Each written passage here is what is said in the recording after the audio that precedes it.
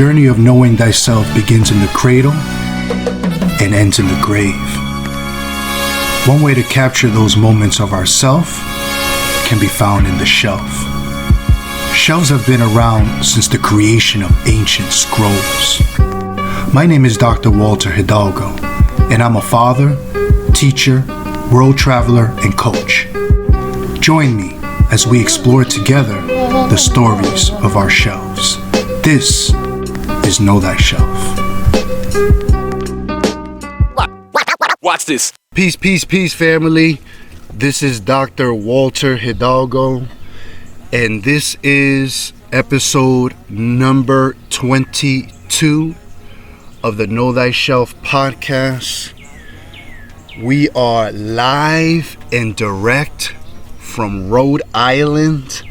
We call it the smallest state, but the biggest heart. I was born and raised in Rhode Island. This is where my roots are. And the Know Thyself podcast, for those of you who are first-time listeners, we utilize the metaphor of the shelf to extrapolate the self.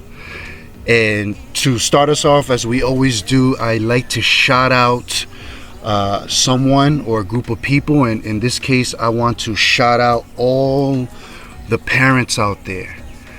Specifically those parents that have been together, are still together, or have been married. And I think that's such a beautiful thing nowadays when you consider statistics like every 50 seconds someone gets divorced. Relationships during this time, I'm sure, have been tested because of the COVID.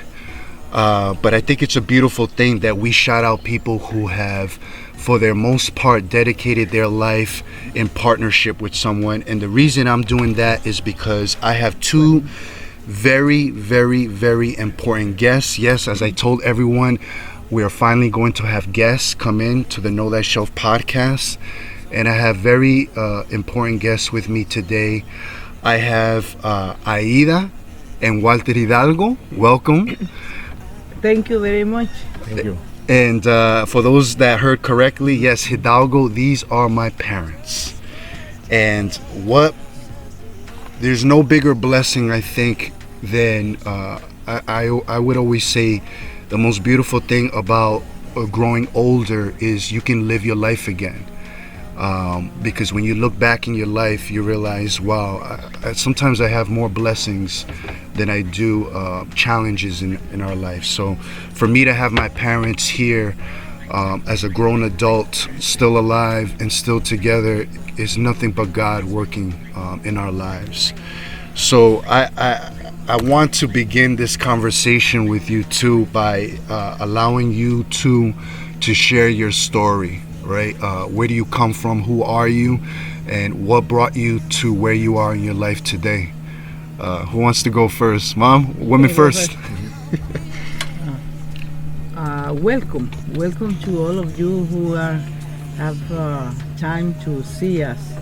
As our son Walter introduced us. Well, I would love to have a chance this time to share with you where I come from. I come from Guatemala. I was born in Guatemala in the east side. Can I stop you for 1 second, Mom? I feel that in this country specifically, or just in general, we don't know our geography. For those of you that don't know where Guatemala is, we call it the heart of America, in Central America. It is south of Mexico, west of Belize, east of El Salvador, and it's north of Honduras in Central America. Go ahead, Mom. Right. Yes, as I say, but I grew up in the city because my parents moved up when I was like 3 years old to the city. So actually, the place is the city for me because it's the only environment that I know. Well, I used to know because now the perspective of Guatemala City is growing, the population and the city itself is so big. So now when I go back to Guatemala and I got lost if I don't have the GPS. Well, as I said, my childhood was happy until my father was murdered, and when I was 12 years old. Rest in peace, Papatino. Right. Thank you. And it was after that my childhood was very sad because I have to. My mom should immigrate to this country 2 years later, and I wasn't even arrived to my 15 years old when she had to immigrate. Ma, let me interject again real quick because I think it's important that our audience understand the story of Papatino real quick. Why was Papatino killed? Well, he was working for the government, and he was in charge to build the road, and he was operator of the biggest machine to make the road, and that part of and he worked all over the country. By that time, as I kind of remember, he was in the one place where the guerrilla was. The guerrillas. Was very strong, and they took. By the way, they took the city, and my father always blamed about that, and he says that he gonna do something, and he want to organize with the rest of the workers to do something.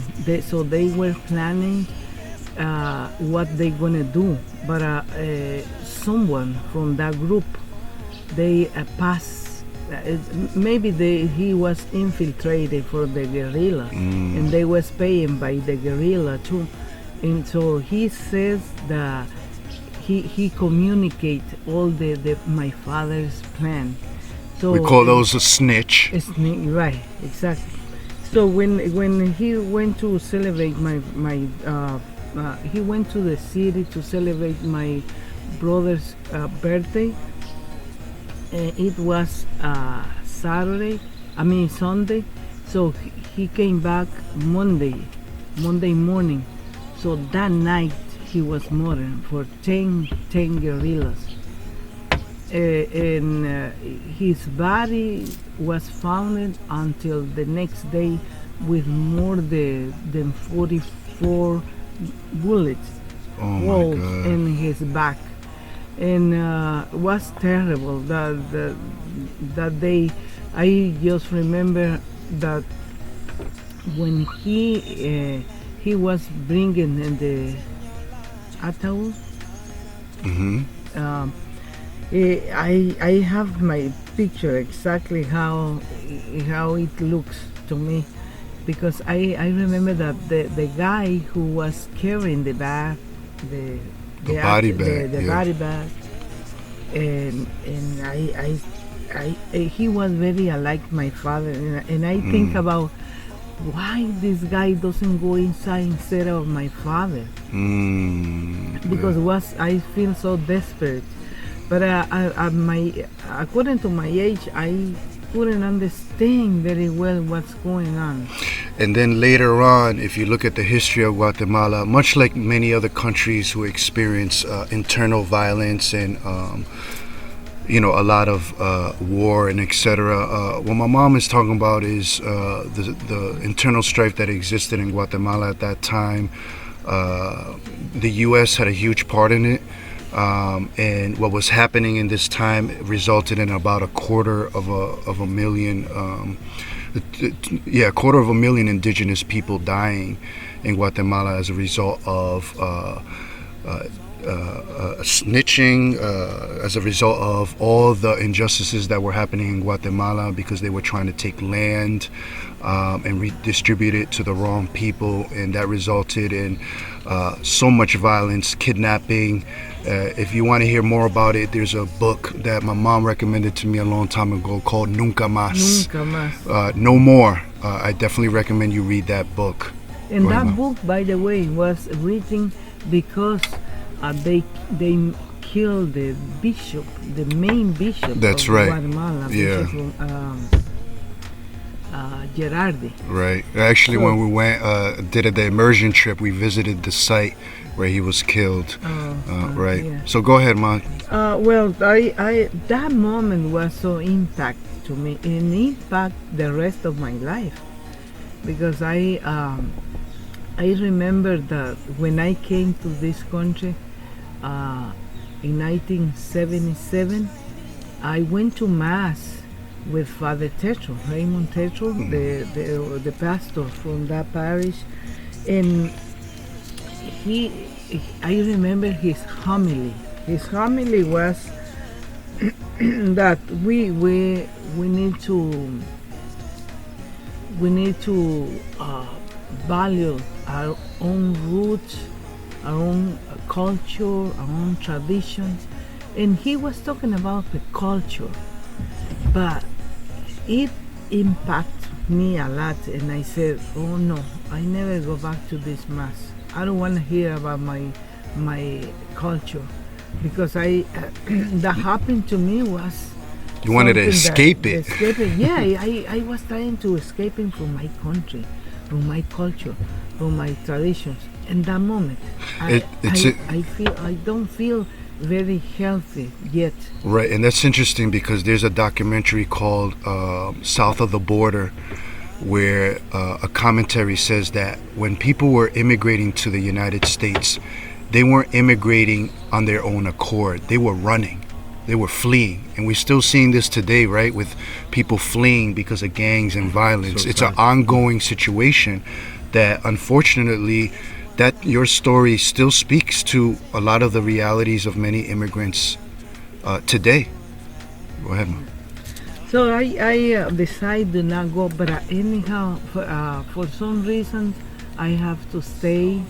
I stay in the parish until I baptize my first child. And shout out to my sister Darlene. Right. And then we go back to.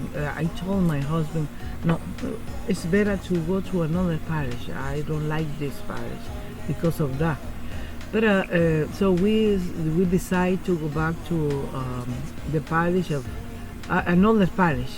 We went to another parish, Saint Teresa's parish, and I remember one day I went to Guatemala, and when I came back from Guatemala a month later, one of my friends, because I used to sing in the choir, I was member of the choir. Well, I helped the pastor to do everything, but one of my passion was to help in the choir. And when I came back, this lady said to me, "Oh, Aida, you know what? The sister Martha was looking for you. Was a religious sister. She was looking for you." And I said, "For what?" And she said, "No, I don't know." She didn't say nothing. But she said that she asked us when you come back, and we don't know when you come back. So we tell her to come every Sunday, because you here in the ordinary time. When she came back, and she said, "Oh, Aida, I was looking for you all over the place, but the people told me that you were in Guatemala. You were in Guatemala." And I said, "Yes, and what I can do for you, sister?" And she said, "Oh, Aida, are you willing to work in the parish?" And I said, "Work in the parish? I am working in the parish." "What do you do here?" "Well, I am volunteer, and I do this and that." And I pointed out all the ministry that I used to perform in the parish. And she said, "No, but we need you in the parish of Mount Carmel. What about if you come over and help the pastor, because he doesn't speak Spanish at all. So maybe you can help him doing the homily on or wherever he needs you. So, but I never realized that, and the parish can pay me something, and I was honestly I wasn't looking for a job because at that time I was studying. And I have my family, I have my 4 children and my husband, and I have a lot of things to do in home. So, but she says, no, Aida, you can work here in the. So the pastor interviewed me, and he said, oh, Aida, I want to hire you because you, Father, but I have no theology background. I have experience in working as a social worker. So I don't know if you, even though you want to hire me. And he said, of course, Aida, yes. So I start working over there, but only like in part-time basis. And it was the best step that I took it. And I'm going to leave it right there because that's going to lead into something else soon. But hold on tight. Pa, I want you to share your story real quickly. Okay. I got started when I began my journal from... I was born in a little village called La Cal in Huehuetenango. Shout out to Huehue, or my Huehue people. In the northeast Guatemala. And then I moved to Guatemala City when I was 18. That was my first experience to get out from the house, and it was real hard. Then I was like 4 years in Guatemala City. Then I decided to see if I can move to United States, but the terrible thing happened was the earthquake in 76, and that was real impressive, terrible, because there was like more than 50,000 people that got killed. Wow, that's amazing. And then the situation was real bad. Even the government still have the almost the same problem they have now. And then I decided to move. Even I went to try to get the visa, but they denied. Then I had to cross the border, and I did with a good purpose. Yeah. And real then, quickly, but how was that experience in the border? It was not too good because you had to sneak on the border, trying to cross it, and I did twice. But thanks to God, I didn't. And you were what they call mojado, a wetback, which is I not even crossed the river because exactly. I went in the top. But you went over, not under. And I feel like I can do. I know how the other people they try to do that to come in over here, how much they suffer too. You resonate with those people that continue to cross the border. Yeah. It's not easy, but you know, have no other choice because only the people they can they don't need to come over here. They have the visa, and that's the way. Sometimes it's unjust. We have it all over, and I feel I did the right thing. Thanks to God. God helped me to cross and be over here working honestly. And I've been working so hard, thanks to God, but I've been traveling all over too. Yeah, and God blessed me. And I remember you telling me that, by the way, I call my dad Pa and my mom Ma. So I remember you telling us you came to California with like, what, $10 in your pocket or something like that? Texas. Yeah, in Texas, that's right. And then eventually you made your way all the way from Texas to Massachusetts. Yeah. How was that experience? I mean, That was terrible. I never fly in the plane, and that wasn't the first time I Wow. see inside the plane, because I saw before in Guatemala from far away Right. to the airport. I saw the airplanes, and then that time I had to get in there, and with no family around. That's you have to have the power you need. yeah. I mean, in your heart. how old were you? Bob? Yeah, 21. 21 years old, by himself, coming to a country that is to zero familiar to him, not being able to speak English at all, and you came here by yourself. We in this world call having cojones, we say in Spanish. That's called having something in your soul Nuts. that's pushing you, right?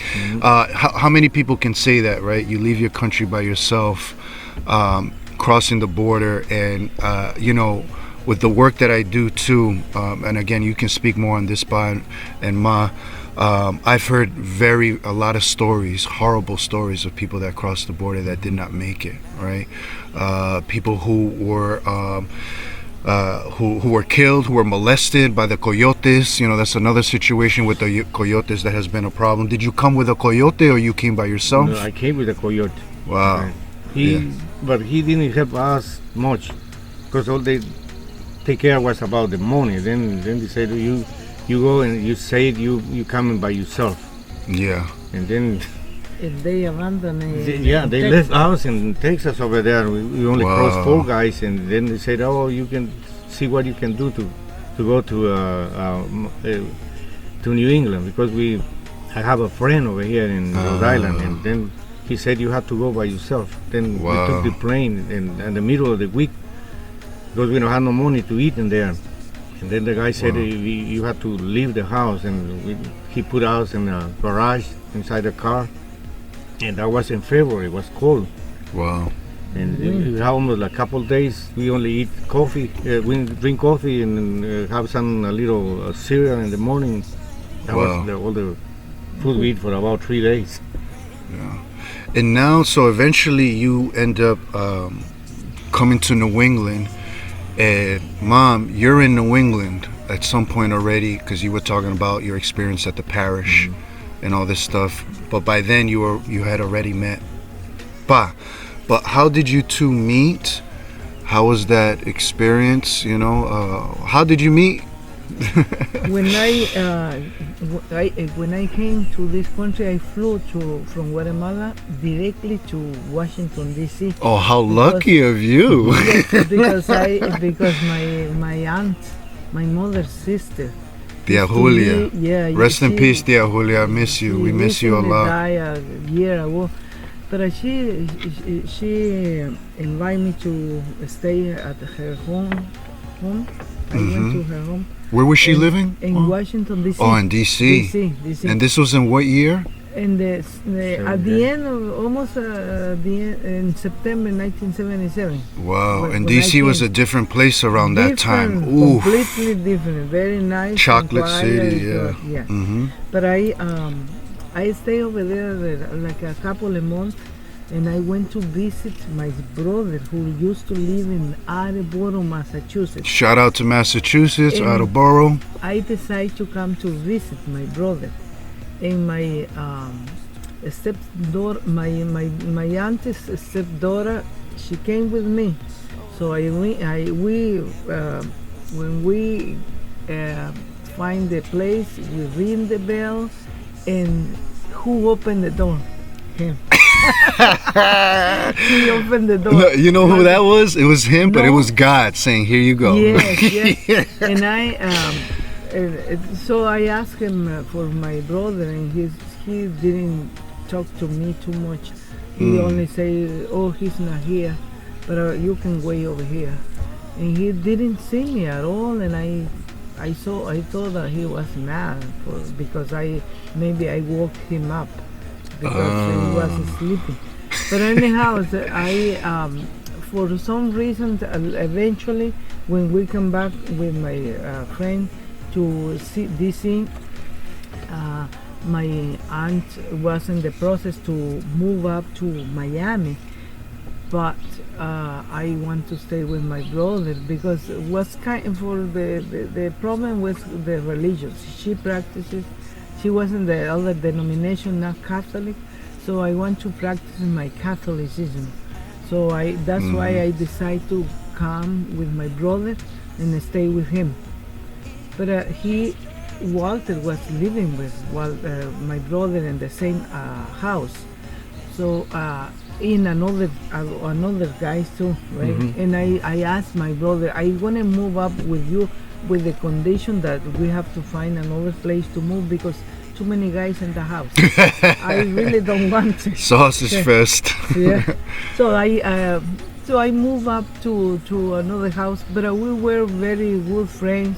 He gave me, by the way, a ride to the job because we work in the same company.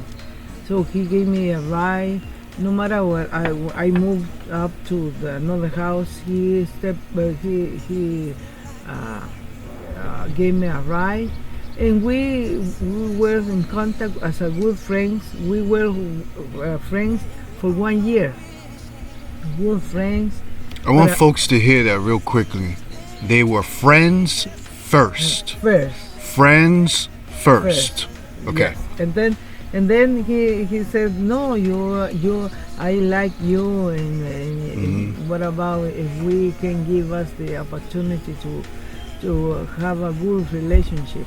So we were novios. Boyfriend and girlfriend, a couple. for 1 year. 1 year. Okay, so first friends, then boyfriend and girlfriend. And then we got married. We got married in July 31st. What's coming up, the anniversary again? 1979. Wow, what a blessing. 40 years or 41. Wow, yeah, that's right. And I think this is so important that you guys share how you met and that you're still together because, Mom, you run retreats. One of them is Cámbiame mi Señor, Change Me, O Lord. But you also do retreats for couples, right? Talk to us about that. Well, I don't know if I come to continue after the Of Lady of Mount Carmel. Yes. Because I stay over there like only a couple of years. I do everything. I help a lot with the father-in-law, and I eventually this sister, the sister that I mentioned before, the one that who recommended me to work in the Mount Carmel, she said that she used to be the director of the Hispanic ministry at the Diocese of Providence, and she called me one day. And she said, Aida, I have to leave because my mom is very sick and I have no day to come back. But for the time being, I want you to stay and replace me. And she asked me, so I went to the diocese, we talked with the bishop, we sit with the bishop, and I was accountable directly with the bishop at that time. So it was a blessing to me because I can talk directly with him every time when I have any concerning, and I call him and he sit with me, and he was my supervisor. And but this position gave me a lot of challenges, and the challenges I survived with those challenges because you sound like a fighter, like your husband, right? The challenges. Right. And then I run a lot of retreat, and one of them was retreat. I run 3 retreats for couples. Ma, before you say that, explain what is a retreat for people that don't know. What does it mean? What is a retreat? Retreat is when we convocate, we invite the people to leave all the ordinary activities and to concentrate to those 1 or 2 or 3 days exclusively to be concentrated to him, them, and God. Yeah. Or in other words, someone said it's kind of like when you're at war and they retreat or step back. It's an opportunity for us to step back. Not that you're losing the battle, but a veces in war we need to step back and re-strategize. And who's that re-strategize that we look to is God, right? We retreat and we step back. Right. And those opportunities were so blessing because I have to run those retreats, but I have many teams to help me to run those retreats. I just directed those teams, and sometimes I was involved with the retreat in case that they need someone else.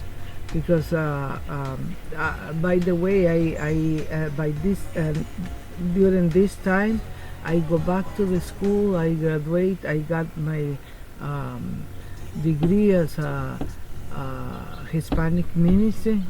I have my master in Boston College, and I have more experience in theory and practicing. So it took me. I want to say real quickly to interject, shout out to Boston College because they opened up the doors for Hispanic leaders, right? The Hispanic ministry program that they had there, I think, opened up a lot of doors for people in ministry to become theologians in their own right. Right, and then they give a lot of opportunities to development us as leaders, as a leaders.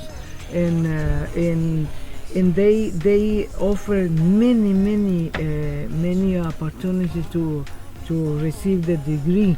In that time, they helped me a lot. It's beautiful. They helped me a lot, and so I finished up in 3 years my master in Boston College, and it was a blessing time. But everything that I trying to get those was with the help of my husband, because he helped me with the 4 kids. 4 kids. Yeah, and he getting your master's. Again, 4 kids, getting a master's, English as a second language. If that's not inspiration, I do not know what is. Familia. Go, Mom. Yes, and I feel so grateful to my husband because he's my big helper. He's my mentor. He's my husband. He's my friend. He is, thank you. Thank you. And go ahead, Bob. I would say, that's why I have the picture over here when we got married, and that was the big change in my life, because at the beginning I don't want to get married. I said I'm that kind of person. I never promised anything to nobody. And then I said, but then when I commit something, I try to do the best I can, and we were being so blessed by God. Yeah. Because she always insist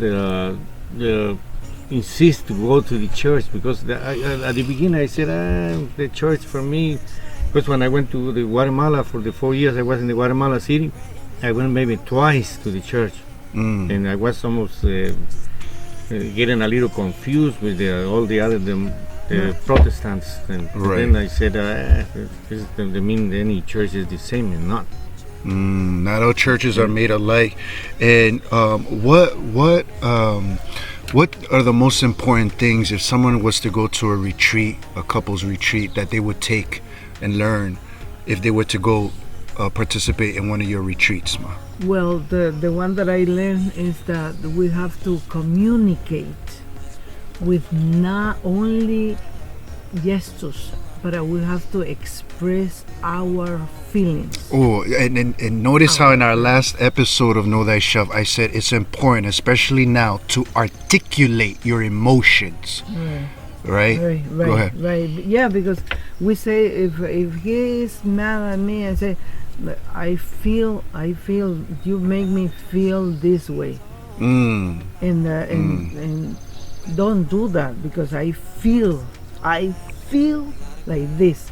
And he understands my feelings. So, and he never say nothing to me. He only get mad and that's it. And he only express his feelings, do something rough. Right. Doing rough.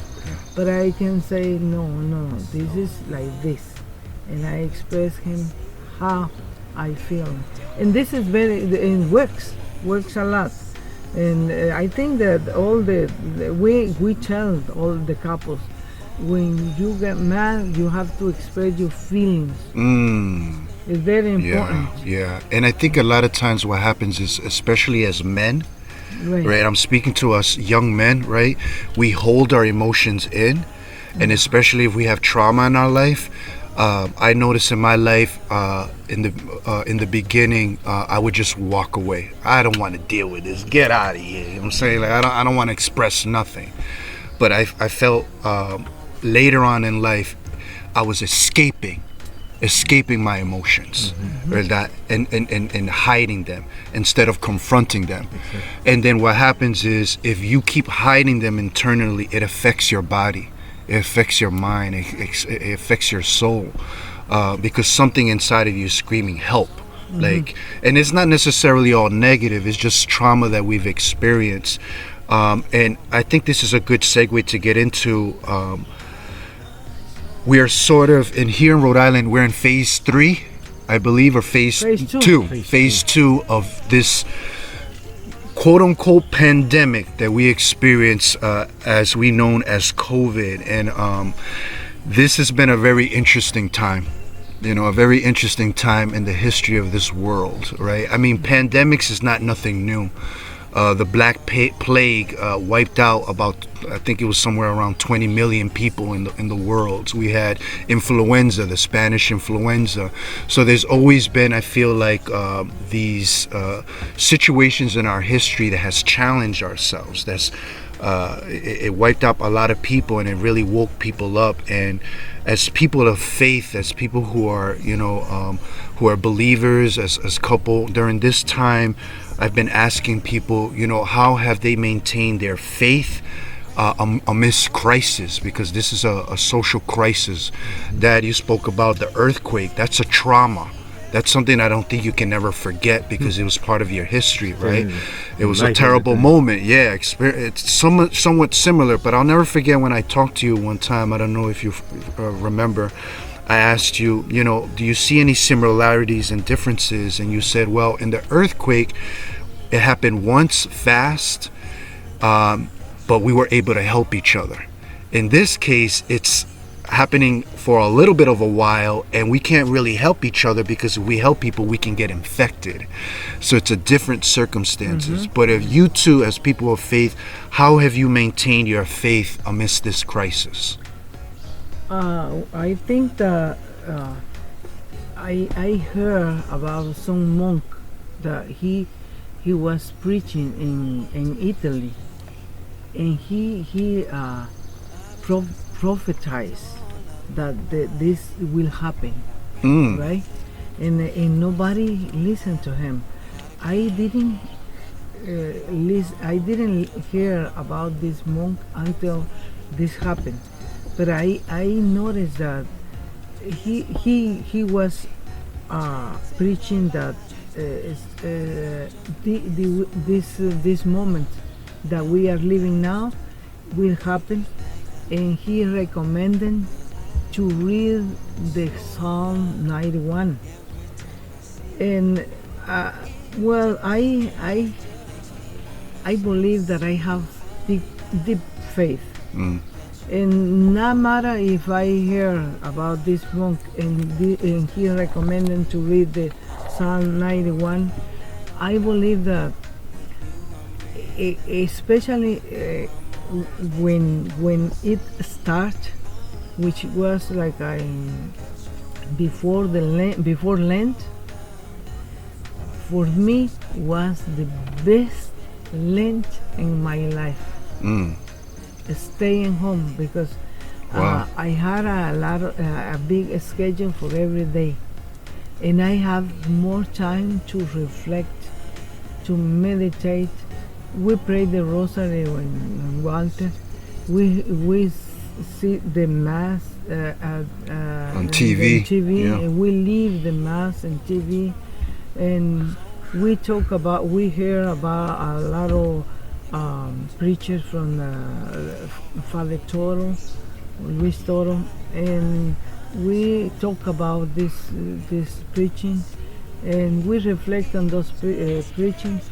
So to me, I think that it was more deepened than being in the church.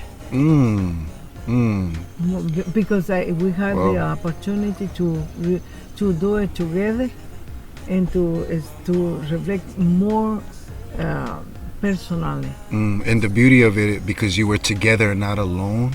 Right. Because we're praying for the people that are alone, the single people, the elderly people, right? And it's beautiful because as the saying goes, where two or more are gathered, I am present, and that's where we see the church. You brought church in your house, because what is the house, right? The domestic church, we say, right? That we are an extension of just the church, But how has this experience been for you? No, go ahead, Mom. Something before. Yeah. But when we were in those days, the beginning of the pandemic, I have my mom. She lives alone now. That you mentioned about the elderly people. Shout out to Mama Linda. Yeah, I still have my mom, and one day she was agreed that do not receive any visit at all. And she says, no. I say, Mom, are you okay? Yes. Don't worry. Stay home. Don't move. And I'll be okay. But I remember that one day she called me up. She was crying. And she said, please, I need to speak with someone. The TV doesn't work at all because she keeps watching TV. The Catholic channel, WNTN, and she said, "Oh, I feel crazy," and I am. She became like a deep of depression that day, and she was crying a lot. And I say, I decide that day to visit her at least 3 times a week. And when I went over there, I cleaned the house, I make the food for her, I read the book for her, I stay with her, and she was so happy, so happy. And she said, please don't abandon me, please come to visit me, because my brother, he cannot walk, and my sister was sick. She went to the hospital. She was in the emergency room for 3 days, and no one can go. I was the only one, so I decided to go, and I say, in the name of the God, in the name of Jesus Christ, He protect us, and everything will be okay. The shield of the Spirit of God could never break or penetrate anything in this planet. Anything. Yeah. Beautiful. How has this been for you, Pa? It's been something like we never faced it before, When after the earthquake in Guatemala, I never had something so bad like this. Because we hear sometimes the pandemic in another part of the world, and then we said, oh, that happened in China and Asia. But now we face it, and this is something unbelievable. But thanks to God, we have to have a great faith in God, and then we can survive anything. Amen. So speaking of surviving, let's transition into another quick topic that I think is very important. Juneteenth. It commemorates the emancipation of slaves in this country. And it's a very important holiday. It's along with another holiday that we'll talk about as well. But I wanted to talk about a very sensitive topic. I know you guys watch the news. You're very open to what's happening out there. In addition to COVID, we recently experienced a lot of protests as a result of the death of George Floyd and other African American men and brown men, Latinos too, right? Because this is a black-brown issue heavily. And we've shared with each other a lot of experiences of conflict with the police. I think it's very important, speaking of how us men, or just as people who are a couple, that we express our emotions. And within the last few weeks, we've been seeing a lot of young people expressing their emotions. A lot of it, some of it violently, some of it in peaceful protests. But it's interesting because when large crowds come out like that, those are all children of God, right? So the children of God are crying out right now. I've experienced police brutality. I've experienced police call me a spick. I've seen police call my friends niggers, right? Pardon my French, but this is very real and raw. And I don't think I'm an exception, right? As people who have come as immigrants, what has your experience been like with the police? And I'm saying that because it's important that we share our stories. Because if people talk about they want to defund the police, that we want to change the system, I think the more we share our stories and we understand that it's not just a brown thing, it's a everybody thing sometimes, right? I've been discriminated by Latino cops, black cops, and it's not just a color thing, folks. It's a systemic racism that I think is going on in this country that I think my dad and my mom can speak on it more because they're older than I am. Pa, Ma, what are your thoughts on this? Yes, as you said, we have a very bad experience about the police. Unfortunately, police or officer, they inspire me so scary instead of feel protected. For me, it's not I can call the protecting for people is they are the most aggressive and mean people. I never meet any police in a good way to treat us.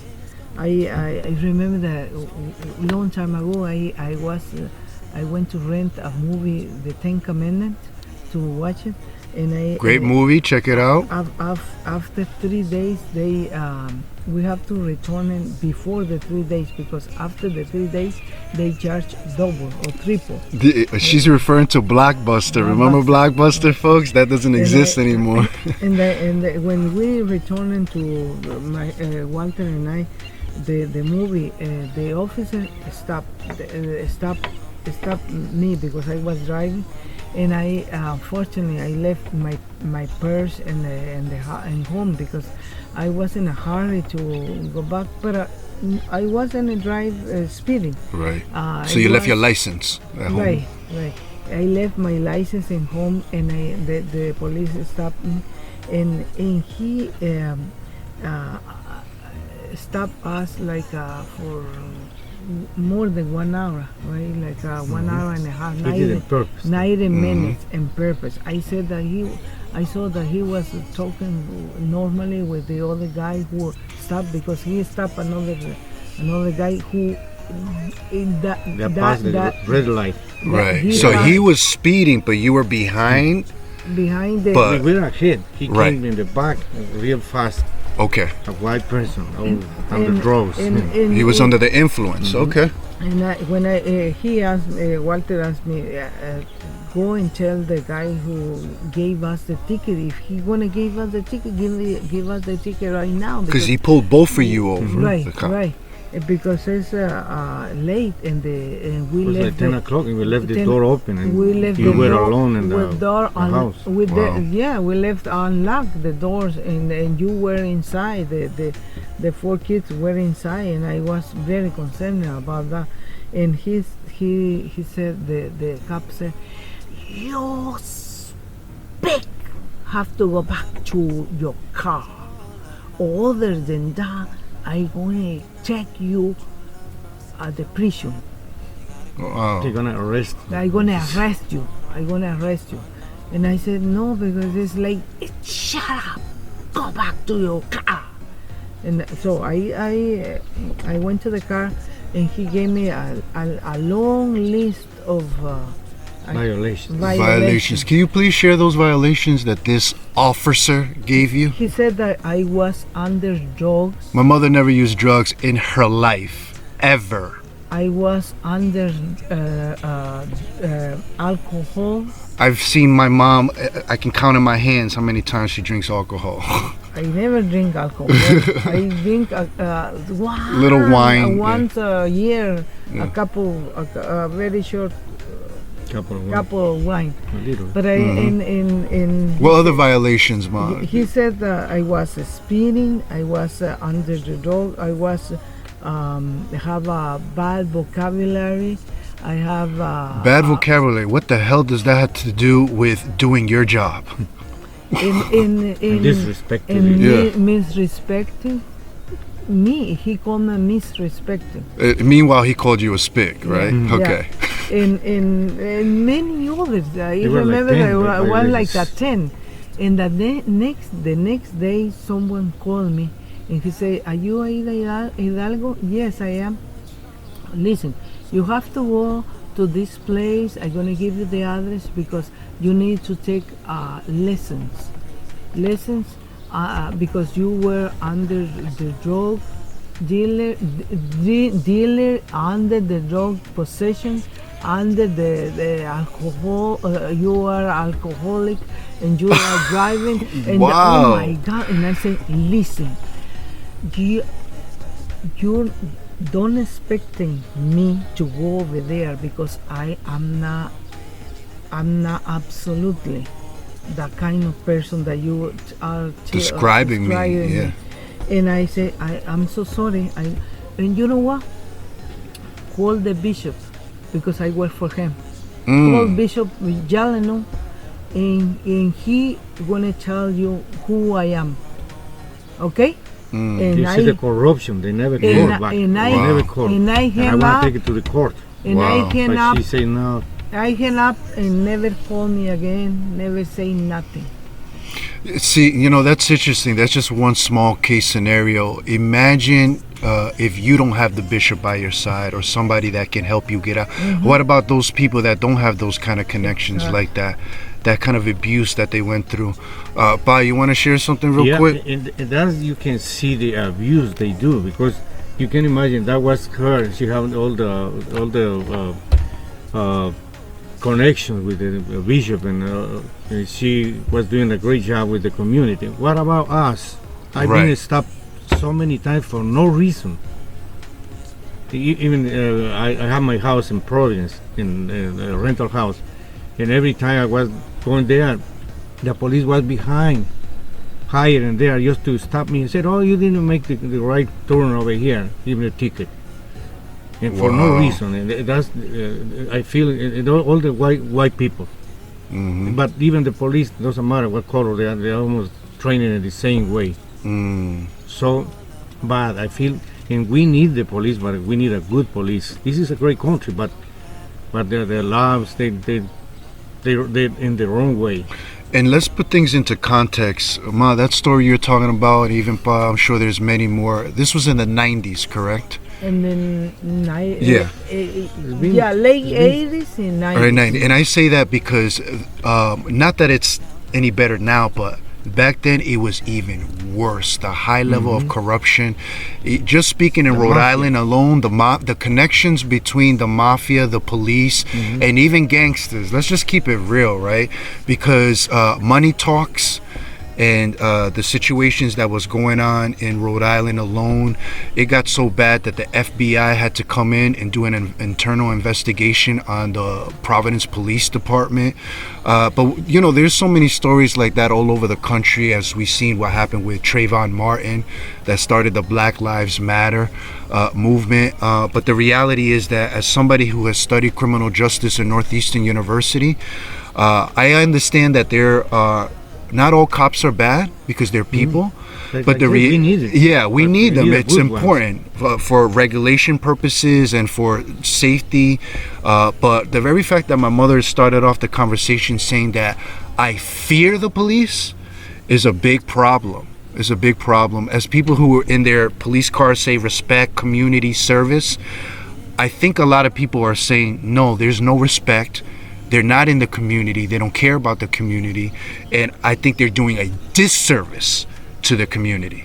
So it's a conversation that we can talk a lot about, but I think it's important that we share our stories because I remember when our family got together one time, our cousins, and we started somehow conversations started coming about our experiences with the police, whether it's crossing the border with the border patrol, whether it's because of racism, etc. We all had stories of a bad experience, at least one, of an encounter with the law enforcement. I can share so many. I've shared one in my last episode. But I think when we talk about defunding police, when we talk about changing the system, what happened to George Floyd and others, Ahmaud, Trayvon Martin, Sean Bell, even so many people, right? The reality is that unfortunately, this is not new. The only difference is now there's more cameras to see it, right? So I'm going to jump into something a little bit more positive as we end our podcast together. And not only is this the month of Juneteenth, it's also Father's Day, right? It's coming up. Dad, what does it mean to be a father, and what advice would you give to those that are fathers or will become fathers? Mm-hmm. Well, this is it's not easy to be a real father. Speak on it. I'm a father too. Yeah, to be anyone can be a father, but to be a real and a good father is something you have to commit it all your life. You always have to be helping your kids since they're born until they die. I don't know, until you die, whatever. Whatever comes first. Yeah. To the tomb. Yeah, that's right. That is the responsibility, and this is not only that you want to do it, because even in the Bible say that you are responsible for that new life, and you should be trying to help them the best you can, and not just helping in the way with money or anything. You have to help them with the good examples. Good examples, because you can tell them, no, dude, if you know, like me, I never use drugs, and I drink once in a while, social. But can you can say to some of your kids, don't do this, don't do that, because but if you do it, it's a hypocrite. That doesn't work. That's why you have to be a real example for your kids and your grandkids. That's right. It's not easy, but it's nothing impossible too. The role of the father is so important. Like I said, we had a conversation that one of the first things that the therapist asks is, what's your relationship like with your father? The role of the father is such an important piece because it's probably the closest thing that we have to the father above, right? And we have the mother too, that figure that when I tell our young people, we talk a lot as someone that I work a lot in faith, that especially when kids are little, the mother and father is almost like God to them. It's the closest thing that they have to seeing what God is like. And if God is a liar, if God abuses drugs, right? If God, or meaning the parent or the father, that's what the child sees and learns and grows to, right? But the parent has an opportunity to, as I said in our other episode, to break the cycle, because parents, someone said, are nothing but grown children. Right? We're still trying to learn too. We're processing. We never finish to learn. We're still learning ourselves. I learn from you guys every single day, and I hope you learn from me too, right? Because I didn't grow up in Guatemala.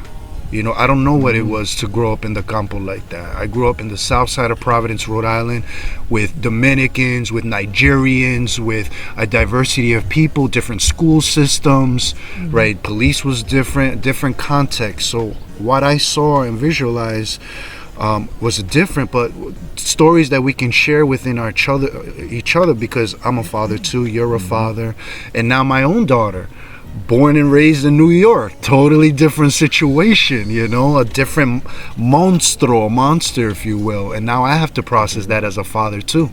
Like where I was born and raised, I never got one toy. And I had to make my own toys, and I was when I The ball. You make the ball. Yeah. I used to make a little trucks with wood and everything, because nobody gave me a toy, even a soccer ball or anything, nothing. And even it was tough when I started to go raise my kids. I want to do one of the same. I said, what I got to give gifts, that's the waste the money.